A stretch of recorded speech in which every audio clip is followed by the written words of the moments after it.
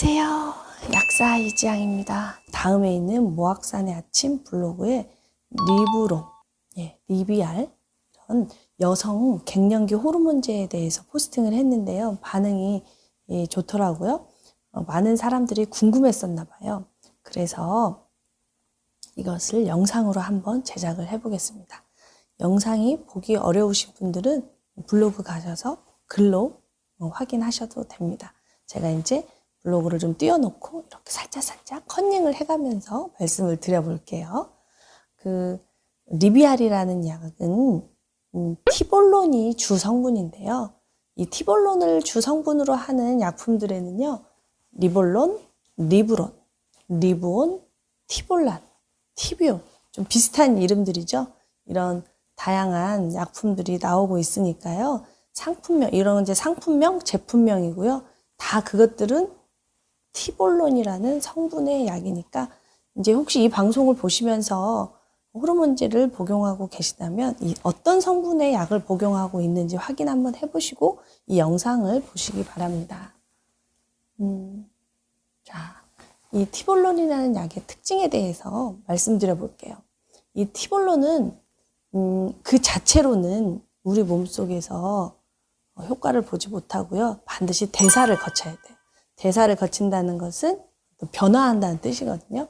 이 티볼론은 우리 몸, 즉 간하고 장에서 대사가 되어서 조직에 가서 이제 생물학적 특성을 나타내는데요. 이 작은 하얀 약이지만은 사실은 그 안에 세 가지 호르몬이 들어있어요. 이 세 가지 호르몬은 바로 에스트로겐, 안드로겐, 프로게스테론입니다. 이 세 가지 약들이 서로 조직에 가서 제 역할을 하기 때문에 상승 효과가 있는 거죠. 뼈하고 질점막은 여성 호르몬의 영향을 받습니다. 여성 호르몬이 줄어들면 뼈가 골 생성 반응이 안 되니까 골다공증이나 골감소증을 예방하고 치료할 수 있고요. 여성 호르몬이 나오면 뼈가 튼튼해지거든요. 그리고 여성 호르몬이 부족해지면 질 점막이 위축이 돼서 질 건조증에 시달려서 매우 불편하거든요. 이 여성 호르몬을 복용하게 되면 질 점막이 촉촉해져서 삶의 질의 개선이 됩니다. 또 안드로겐 효과. 안드로겐은 테스토스테론이라고 생각하시면 쉽습니다. 이 테스토스테론은 간과 뇌에 작용을 해서 기억력도 좋아지게 하고 대사도 촉진시키고 뭐 이런 역할을 하고요. 프로게스테론은 자궁 내막에 작용을 합니다. 아니 여자의 몸에 왜 안드로겐이 들어있지? 왜 우리가 여성인데 안드로겐 호르몬까지 먹어야 되지? 이렇게 생각할 수 있는데요. 여성이고 남성이고 다 에스트로겐, 테스토스테론, 프로게스테론 다 똑같이 들어있는데요.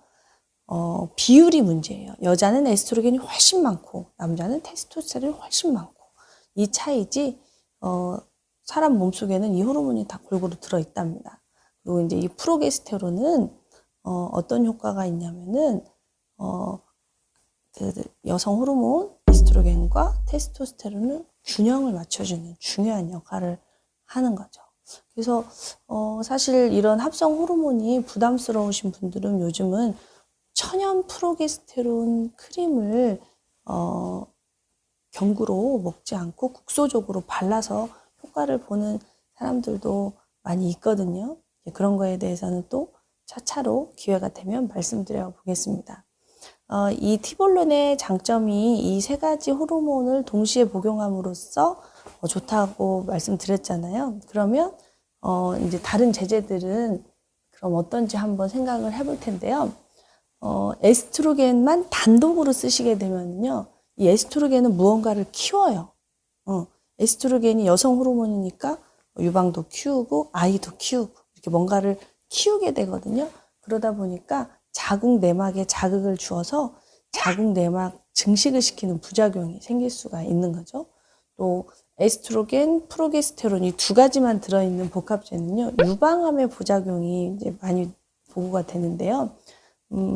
처음에는 에스트로겐 호르몬제가 유방암을 증가시키지 않나 이제 이런 보고가 있었는데 다시 역학조사를 해보니까 유방암의 위험성을 높이는 것이 프로게스테론이 아니고, 그러니까 천연 프로게스테론이 아니고, 이 합성 프로게스테론에 의해서 프로게스틴이라고 하거든요. 이 합성 프로게스틴이 오랫동안 노출됐을 때 유방암에 걸릴 확률이 높다. 이런 얘기가 있었거든요. 그런데 이 티볼론은 에스트로겐만 있는 것도 아니고, 에스트로겐, 프로게스테론만 있는 것도 아니고, 에스트로겐, 프로게스테론, 안드로겐 이 세 가지가 복합으로 되어 있기 때문에 다른 호르몬제에 비해서 그 농도가 약하다고 해요.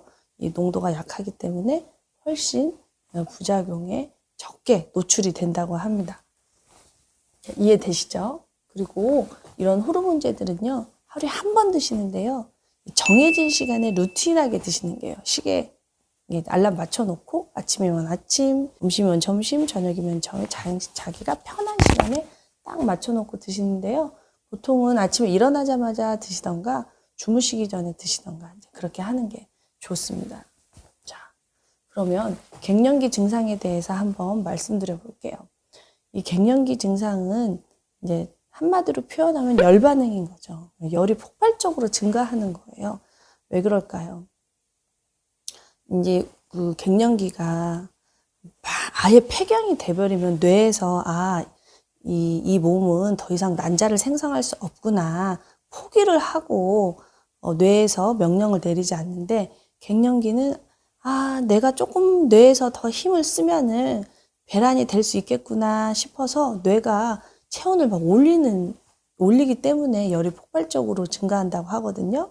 배란이 되려면은요, 이렇게 따뜻하게 해야 된단 말이죠. 그러니까 뇌가 몸을 따뜻하게 해야 배란이 될 거라고 이제 생각을 해서 체온을 의도적으로 높여요. 그러니까 술도 안 먹었는데 얼굴이 빨개지고, 운동도 안 하는데 땀이 막 식은땀 같은 게 막 나는 거예요. 많이 움직이지도 않았는데, 또 조금만 움직여도 막 식은땀이 나고. 그거는 이제 열이 많으니까 그 열을 품고 있으면 세포들이 다 익어버리잖아요. 그 열을 빼내기 위해서 땀이 나는 거죠. 그리고 이제 열이 많다 보니까 교감신경이 흥분이 되니까 조그만 일에도 짜증이 나고, 또 젊어서 저혈압이었는데 막 또 혈압이 오르고, 또 사춘기 소녀처럼 심장이 벌렁벌렁 뛰기도 하고. 그렇죠. 또 열이 이렇게 위로 몰리다 보니까 소화기 쪽으로는 열이 부족해지니까 자꾸 체하고 또 어지럽고. 그리고 에스트로겐이 부족해지면, 에스트로겐이 뇌세포 발달에 매우 중요하거든요. 테스토스테론도 마찬가지고. 이런 호르몬이 부족해지면 기억력이 깜빡깜빡해져서 냉장고에다 핸드폰을 넣는 이런 현상이 발생을 하고요. 그리고 또 이제 질 건조증이 오니까 부부관계에 어려움이 되게 많이 생기죠. 우울증이나 성욕감퇴가 따라오는 데다가 거기에다가 또 질 위축증까지 있으니까 삶의 의욕도 매우 없어지고 여성으로서 매우 힘든 시기가 되는 것 같아요. 그러면서 또 건강검진에서는 골다공증 또는 고지혈증 진단을 받으니까 내가 정말 벌써 할머니가 되는 건가 하는 이런 좀 우울한 생각이 찾아오죠. 그런데 이런 증상들을 리비알이 많이 개선해 줄 수가 있습니다. 네, 아까 말씀드린 에스트로겐, 프로게스테론, 테스토스테론 이런 효과가 시너지를 이뤄서 몸의 조화를 이루어지니까 없어지는 거죠. 그런데 리비알을 드신다고 해서 다 모든 사람이 다 효과를 보는 건 아니에요. 약이라는 것은 뭐 다 만족시킬 수는 없으니까. 리비알을 복용했을 때 이제 가장 많이 나타나는 부작용이 있는데요. 배가 아프다는 사람도 있어요. 네. 이 호르몬이라는 것은 자극이거든요. 호르몬이 자극을 줬을 때 세포들이 일을 하는 건데, 세포가 준비가 안 돼 있는 사람들, 뭐 혈액이 부족하다거나 영양이 부족하다거나 이 허한 사람들, 이런 사람들은 영양을 채워주고 호르몬 요법을 해야 되는데, 호르몬 요법을 먼저 시작하시게 되면은 쥐어짜는 듯한 어떤 느낌을 받게 돼요. 그러니까 이제 배가 아프죠. 그리고 질출혈이 있을 수가 있습니다. 그리고 질에서 분비물이 나오기도 하고요. 유방통이 생기기도 해요. 그리고 이제 음부소양증, 생식기가 가려울 수도 있고요. 질염에 생길 수도 있고, 안드로겐 때문에 털 과다증이 올 수도 있고요. 제가 가장 흔하게 보는 거는 체중 증가예요. 합성 호르몬이 들어가면 갑자기 살이 찐다, 이렇게 말씀하시는 분들을 종종 봤습니다. 호르몬이라는 것은 균형이 중요하니까요. 이런 것들이 너무나 이제 그 약을 먹었을 때 얻는 이득보다 더 많다면 이제 의사하고 상의해서 다른 호르몬으로 바꾼다거나 뭐 해야겠죠. 그래서 이제 이런 또 약을 또 드시다가 안 드시게 되잖아요. 그러면은 한 출혈이 또 올 수도 있습니다. 그래서 너무나 비정상적으로 자궁 출혈이 온다거나 뭐 극심한 두통, 또 어지러움, 또 이렇게 뭐 시야가 흐리거나 이럴 때는 반드시 주치의하고 상의해서 복용 그 다른 방법을 찾아야 된다고 생각을 합니다. 그리고 정말 중요한 거, 이 호르몬제, 이 티볼론은 60대 이상의 여성에 대해서는 뇌졸중의 위험성을 고려해야 됩니다. 이 연구에 따르면은요, 이 티볼론이 유방암과 대장암의 발생 빈도는 감소한 반면에요, 뇌졸중의 위험성은 다소 증가한다는 결과를 보여줬습니다. 그러니까 에스트로겐이 많아지잖아요. 그러면 우리 몸에서는 혈전이 생기게 돼요. 왜 그러냐면 옛날에는 이런 합성 호르몬이 없었잖아요. 에스트로겐이 우리 몸속에 많아지는 경우는 임신했을 때밖에는 없거든요. 임신을 하게 되면 아이를 낳으면서 출혈이 많아지잖아요. 그러니까 우리 몸이 이 출산에 대비해서 지혈 효과가 있는 물질을 많이 만들어내요. 그러니까 당연히 혈전이 생기기 쉬운 조건이 되죠. 근데 60대 이상의 여성은 생리를 안 하잖아요. 이 약을 먹고 혈전이 생겼는데 이 혈전이 나가지를 못하면 어딘가 가서 막을 수가 있잖아요. 그게 뇌라면 뇌졸중이 되는 거죠. 그러니까 혹시 혈전에 관계된 병력이 있으시거나 동맥혈전 색전증 또는 협심증, 그러니까 협심증이나 심근경색, 뇌졸중, 뇌허혈성 발작 등 이런 질환이 있으신 분들은 티볼론을 복용하시면 안 됩니다. 그러니까 이 티볼론을 갱년기 호르몬제를 처방받기 전에 그런 과거 병력이 있으면 반드시 말씀을 드리고 처방을 받으셔야 합니다. 또 아까 서두에 말씀드린 것처럼 이 약은 간에서 대사가 되기 때문에 급성 간질환 또는 간 기능 검사 수치가 좀 높아 있는 사람은, 간질환의 병력이 있는 사람은 조심하셔야 되고요.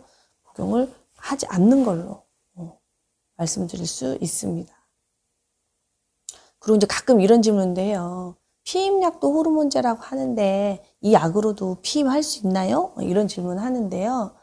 이 피임약하고 리비알의 차이가 있어요. 용량 차이가 있어요. 리비알은 난소 기능이 떨어지는 여성에게 에스트로겐을 가장 낮은 수치, 최소의 수치로 유지시켜주기 때문에 이 원래 건강한 여성이 한 달 동안 그 난소에서 분비되는 양에 비하면 매우 적어요. 자, 그런데 피임약은 어떤 원리죠? 정상, 우리 여성의 몸에서 나오는 에스트로겐보다 훨씬 많은 양의 에스트로겐을 복용함으로써 몸이 임신한 것처럼 착각하게 해가지고 배란이 안 되게 하기 때문에 에스트로겐 함량이 높거든요. 그러니까 이 약은 피임의 목적으로는 쓸 수가 없습니다. 네, 재밌죠? 그러니까 이제 요약을 하면은요, 리비알은 폐경 증상의 완화와 골다공증의 예방 및 치료에 매우 효과적인데요.